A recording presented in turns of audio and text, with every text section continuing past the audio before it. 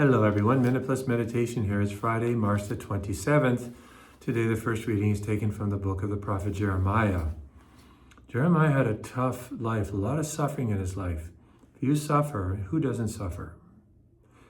Okay, so when you suffer, but if you suffer a lot, read Jeremiah for a strengthening of faith and purpose, and a complete transparent relationship with God. Man is unbelievably faithful. In the midst of so many difficulties, and it seemed like God had abandoned him. So let's go. For I hear many whisperings, terror is all around me. This guy, he's a tough guy. Look, nobody's made of steel, right? Denounce him. He's saying about his enemies, saying about him. Let us denounce him. All my close friends are watching for me to stumble, because he was a member of the high priestly caste, he was basically a high collar individual, we would say today, or a member of the upper echelon, so that he knew all these people in the temple and in the courts. They're turning on him.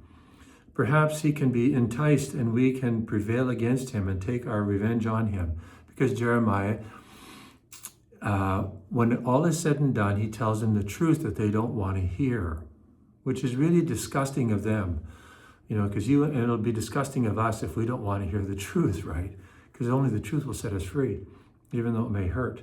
But the Lord is with me like a dread warrior. Therefore, my persecutors will stumble and they will not prevail. At least they will not prevail in eternity, because many of these people will actually be the instruments of Jeremiah's death. He dies, I think, by bludgeoning or stoning to death. But his soul is saved and Jeremiah is in heaven. Where are they? We'll have to wait and see. Okay, to the Gospel, John chapter 10. The Jews took up stones again to stone him. Jesus replied, I have shown you many good works from the Father. For which of these are you going to stone me?